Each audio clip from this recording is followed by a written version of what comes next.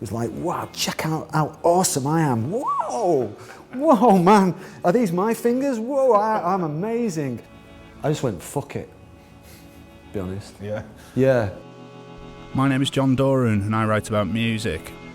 In this series for Noisey, I've been speaking to notable and disparate figures from popular music such as Brian Ferry, Gary Newman and Luke Haines. While perhaps sharing little in common apart from nationality and a prominence in my record collection, all of them are outliers in their field. In short, they are masters. Today I'm talking to Johnny Marr, a musical savant who indelibly altered the sound of British rock and pop music. He soundtracked the adolescence of a generation and has been a beacon of inspiration to many born since. It's my pleasure this week to be talking to Johnny Marr, one of the greatest guitarists of his generation. Hi, thanks for inviting me. I don't think I'm saying anything particularly controversial in saying you're a very atypical rock star.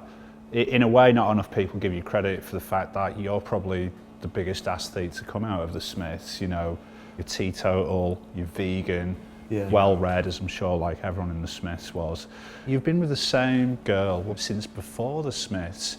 You've even experimented with drugs, but in a very esoteric, old-fashioned way, where it's just kind of psychedelic, philosophical exploration, you know. How have you been able to walk the line that firmly for the last 3 decades? There's been plenty of times when I've been a total dick like everybody else, you know. I mean, I wanted to be a little rock and roller, and I was, and it was great, you know.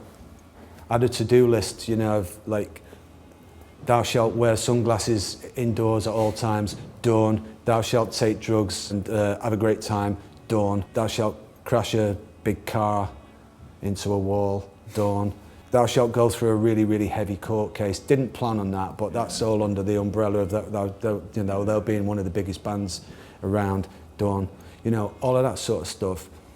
So some people sometimes like, all right, he doesn't drink, he's vegan, he like runs and all of that sort of business. He's straight.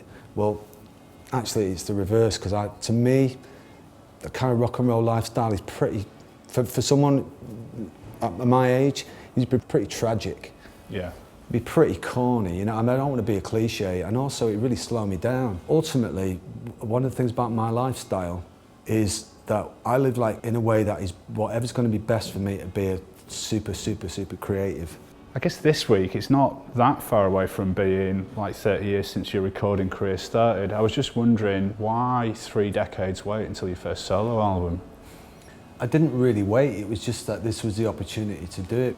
I basically had the idea for about a year before to make an energetic, upbeat album that would be really good to play live, and was made by a sort of group who operated like the bands that I used to like when I was growing up, who were Magazine, The Only Ones, Television.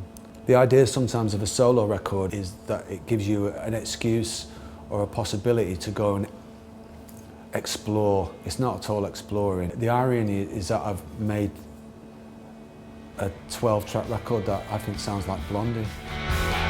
Underground is overground. The overground will pull you down. It's how it goes in these times. How we know is in their eyes. Upstarts now are on their way. Upstarts now have to pay. I hope you don't take this the wrong way, but I already do now, you said that, it's too late. I was dreading listening to this, and without naming names, you know, I think there's like a rich tradition of people going from bands and having a break and then doing a solo record, and the solo record maybe not being that good. And yeah. I just wanted to get this out of the way really quickly, that I think it's brilliant, and it's probably the best thing you've done since the Smiths. You mentioned the kind of spectre of new wave and post-punk. What's interesting to me is that I can hear a lot of not just that music, but that music specific to Manchester. So there are kind of touches here or there of maybe the Chameleons, maybe the Buzzcocks, maybe even Durruti Column. Was this all music you grew up with? Yeah. Yeah. Music was all around me when I was leaving school. I think that's fair comment. It's a mindset, really. When I was out with Modest Mouse in Portland, I knew that if the next record that I was seriously going to write, if it was going to be my own record and not another Cribs record, I would have to come back to Manchester to do. I'm a little wary of saying that to certain journalists because you can see them just sort of going, oh, Happy Mondays, Stone Roses, Manchester, blah, blah, blah. Yeah. It's not that. It's reconnecting with those kind of things that you were picking up on, kind of sensibility of the Manchester new wave bands. It's not anything to do with nostalgia. So more Crispy Ambulance than Paris Angels. Danny and the Dressmakers. Yeah. More me. Yeah. It's more who I was when one of my school tie was like a tiny little knot and my jumper was a mohair jumper. I think this record, without trying to be too soundbitey about it, now I look back at it musically, half of it is the musician I was before I was in the Smiths, and the other half of it is everything I've done since. I think something that doesn't get talked about, and that is this perception of the Smiths as being this kind of whiter than white group, but really I've always thought of the Smiths musically at least as being kind of quite black influenced. I mean, first of all, the Smiths, if you discount the kind of really heavy folk element, musically the biggest element is funk, isn't it?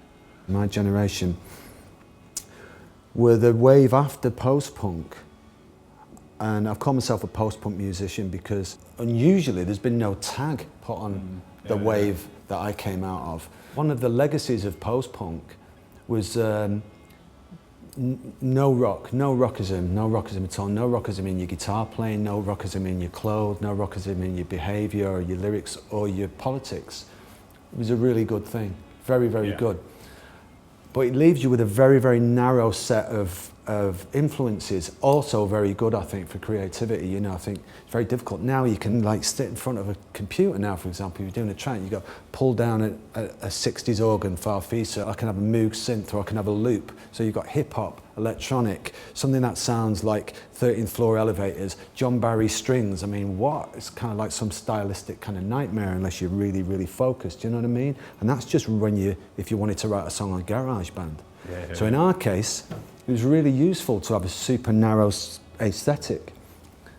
And if you reject rock and roll, including punk chord changes and distortion, in short, there weren't many influences left, and funk was one of them, and that's why the Talking Heads started turning towards funk. That's why Chic were possibly the greatest group around at that time. We had local bands like A Certain Ratio, didn't you? Great example, Certain Ratio, that little movie they made, Tribeca, absolutely. I mean, their album Sextet is one of the reasons why Andy Rourke plays the way he does. You know, Jez Kerr from ACR was the man, you know what I mean? Absolutely was. When I realised I wanted to form a rock band, but still had those politics, musical politics, so you can't be rockist, you know. And we've been on Rough Trade and all of that. What I was to try and do, no one's ever really asked me about this, but was I wanted stuff to groove, but everybody was so hung up on James Brown and obvious funk. I was going, how do we find things that groove, that are originally black, but were appropriated by white rock and roll music? So I started turning towards rockabilly and glam rock. So Panic is a glam rock beat. All the Bo Diddley stuff that I was going is like African beats. So I was, obviously a song like Barbarism Begins at Home and Andy's bass playing and certain songs you're going, wow, if you strip that down, that's like a funk bass line. But I used to like leaving little clues, like, and The Boy with the Thorn in His Side from the second verse onwards, it's just that, and if you listen to it, it's just Nile Rodgers playing guitar, you know. How Soon Is Now's got a hip hop thing in it from Love Bug Starsky. Oh, right. So there's a lot of those kind of clues going down, you know. I can hear Nile Rodgers all the way through it. What I was wondering, this charming man on those parallel thirds, I don't know if I've got the right person by saying King Sunny Ade, but it kind of sounds like high life music to me. Well, first time anyone mentioned that I was influenced by or sounded like high life, I was very surprised. And I completely disagreed with it. And the truth of it is, I do disagree with it, but it's been mentioned so many times now that I understand, but purely, I obviously have the same mentality as some of the high life guitar players, because I'd never heard high life music in my life. And which makes it kind of weirder, really. I had no idea, I was just trying to play a tune, but not one note of this charming man I understand where it comes from.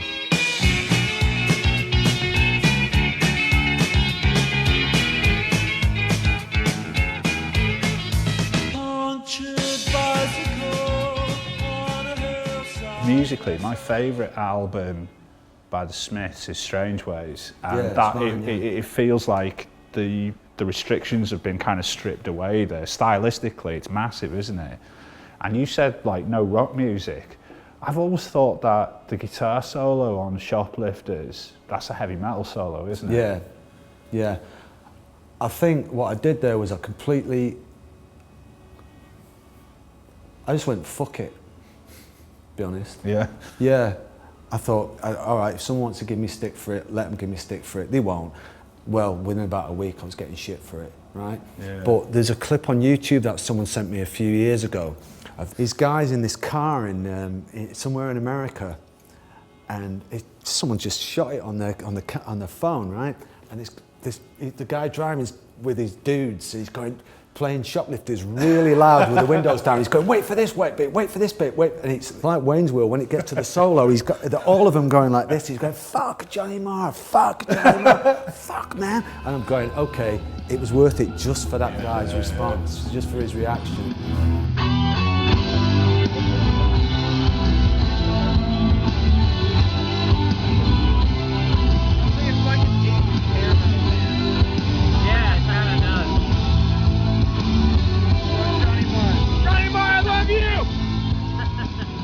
Did you ever listen to any metal? Were you into any of it at all?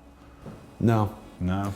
No, but on the last American tour, we had a day off in Washington, the Smiths, and we were on the same label, and someone arranged for us to go and see Eddie Van Halen, and I dragged the rest of the band along. That's everybody in the band, right? Yeah. And this guy came, and I'd never seen anything like it. It was like ticker tape coming down from the heavens even before the band came on. It was amazing. You know, we used to like trundle on and we'd be like, hello, we're the Smiths from Manchester, you know. Anyway, these guys came on, and I might as well have put earplugs in, because the main thing I was remember that he started smiling, the widest smile I've ever seen, and he never stopped smiling all the way through it. And he was laughing, and he was like, wow, check out how awesome I am. Whoa, whoa, man, are these my fingers? Whoa, I'm amazing. And it was just brilliant to see someone sort of carried away by like dumbass rock and roll, you know, and how brilliant he was. If an alien was to come up to me today and to say, tell me about what it's been like to be hitting your teens on this planet, I'd say to them, go away and listen to what's being said on How Soon Is Now by the Smiths. If the same alien said, what does it feel like to be hitting your teens on this planet? I'd say, go away and listen to the guitar sound on How Soon Is Now by the Smiths. I was wondering, was there any kind of brief for that song? Were you actually trying to evoke a guttural, kind of physical, emotional turn with that guitar sound? I had to write the music for a single, right? So on the Friday I wrote William, It Was Really Nothing, and it was super fast and super short. So then I was like, right, okay, done, that's great. I'm really digging this. That took a few hours to demo it. Then I was like, okay, so for the B-side, I was just dead inspired, you know, so for the B-side I was like, okay, well, I'll do something very different. So I wrote something in waltz time, and it was slow, and that was please, please, please let me get what I want. So then on the Saturday I was all like, oh yeah, this is great. So for the extra track on the 12-inch, I was kicking back on this Sunday night, and I was like, okay, well, I've got a fast one on the A-side, I've got a slow one, sad one on the B-side. I'll really go off piece there. I'll do something super long and super groove based, and we haven't done that before. And swampy, and I wrote Swamp on the cassette and gave it off to Morrissey. And then when we were recording it like a week later in Finsbury Park, we did the tracks, and then when we got to the third one, we were doing this swampy track, and it all had the groove and all of that business. And then as it got late at night, I was listening to it and I was like, all right, now's my opportunity to do the tremolo thing that I've been wanting to do for years from being a kid. I was waiting for the right opportunity. So I took what I'd done and then fed it out and got that big tremolo sound, so off it was going. It was really, really going. And then throughout the night then, as the rest of the people started to drift off, me and the producer and the engineer, I already had that figure that went on top. And so that throbbing thing was going on. And I wanted it to sound paranoid, and it just was going, oh yeah, that's good, that's good. I just wanted it to sound heavy, you know. And then when I started getting the right notes for it, that was it, bang, you know, you've got that super kind of wailing thing that happens.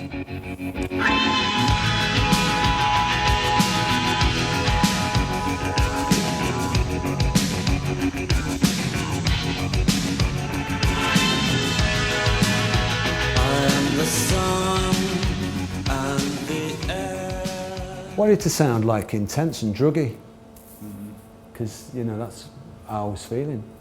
Does though, doesn't it? Yeah, it really does, yeah.